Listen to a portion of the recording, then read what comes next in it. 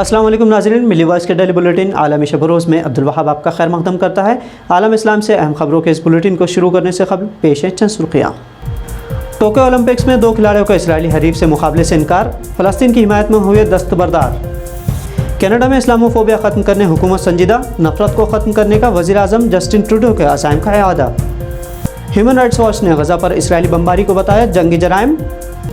غزہ پر جنگ مسلط کرنے کے نتیجے میں اسرائیلی معیشت کو 3 ارب شیکل کا نقصان، اور سعودی عرب نے محرم سے عمرہ ادائیگی کی دی اجازت، لیکن بھارت پاکستان سمیت 9 ممالک پر پابندی برقرار۔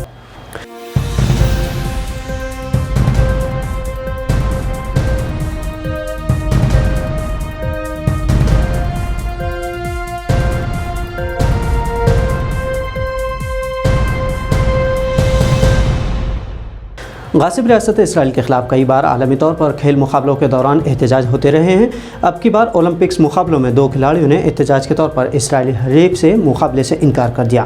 گزشتہ روز سوڈان سے تعلق رکھنے والے محمد عبدالرسول کو 73 کلو گرام ڈویژن میں مقابلہ کرنا تھا، لیکن انہوں نے میچ کے 32ویں راؤنڈ میں اسرائیلی حریف توہر بدپول سے مقابلہ کرنے سے انکار کر دیا۔ غیر ملکی میڈیا رپورٹس کے مطابق انٹرنیشنل جوڈو فاؤنڈیشن کی جانب سے عبدالرسول کے مقابلے سے انکار پر فی الحال کوئی تبصرہ نہیں کیا گیا ہے، اور نہ ہی سڈنی اولمپکس کے عہدیداران نے اس پر کوئی تبصرہ کیا۔ اس سے قبل الجزائر کے ایتھلیٹ نے فتح نورین نے اسرائیلی حریف سے مقابلے سے انکار کیا تھا، جس پر ایتھلیٹ کو گیم سے باہر کر دیا گیا تھا۔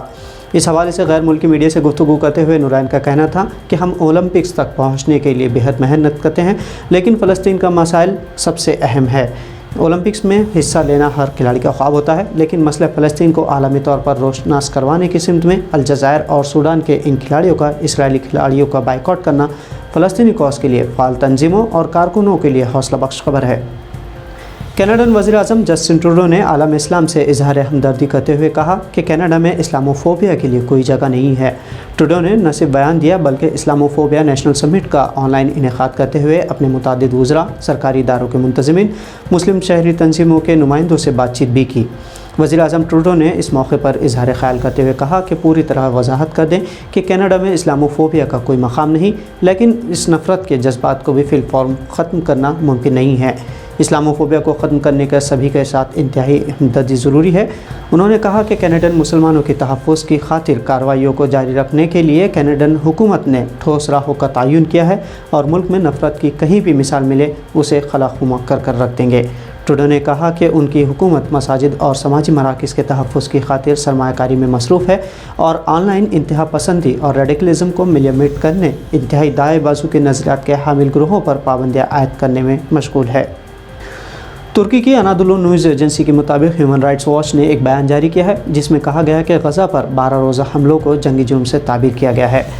ہیومن رائٹس نے کہا کہ حملوں کی تحقیقات سے پتہ چلتا ہے کہ صہیونی حکومت نے غزہ کے ایسے کئی علاقوں کو نشانہ بنایا ہے جن کا فوجی یا عسکری سرگرمیوں سے کوئی تعلق نہیں تھا، اور اس نے کئی فلسطینی کنبوں کو تباہ کر کے رکھ دیا ہے۔ عالمی تنظیم نے صہیونی حکومت پر برہم ہوتے ہوئے کہا کہ اسرائیل نے بارہا غزہ کا دورہ کرنے پر مبنی اس تنظیم کی درخواست کو ٹھکرا دیا ہے، اور غزہ کی حقیقی صورتحال سے آگاہ ہونے کے مقصد سے وہاں نہیں جانے دیا۔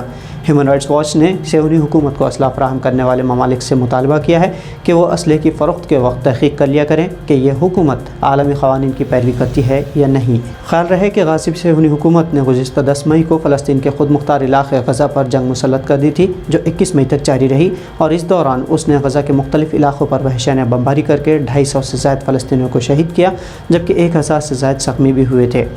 اندھادھند بمباری میں فلسطینیوں کے سینکڑوں رہائشی مکانات اور تجارتی اور دینی مراکز تباہ ہو گئے تھے، جو کہ حقیقت میں جنگی جرائم ہیں، اور اب اسے ہیومن رائٹس نے قبول کر لیا ہے۔ مئی میں غزہ پر حملوں کے دوران دہشت گرد ریاست اسرائیل کو تقریباً 80 ارب روپیوں کا نقصان ہوا ہے۔ یہ نقصان غزہ پر حملہ اور رد عمل میں حماس کی جانب سے آئرن ڈوم تباہ کرنے کے درمیان ہوا۔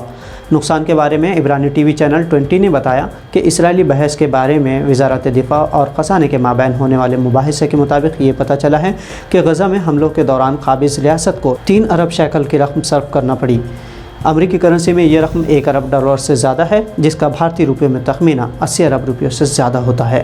حالانکہ اسرائیلی صحافی نے نشاندہی کی کہ یہ 3 ارب ڈالر کا عدد صرف فوجی اخراجات ہیں، اس میں معیشت، گھروں اور فیکٹریوں میں پہنچنے والا نقصان اور بے روزگاری کی وجہ سے ہونے والے مسائل اور نقصانات کو شامل نہیں کیا گیا ہے۔ اسرائیلی قابض فوج نے گزشتہ ماہ غزہ کی پٹی پر جارحیت کا آغاز کیا تھا، جسے فلسطینی دھڑوں کی جانب سے شدید مزاحمت کا سامنا کرنا پڑا تھا۔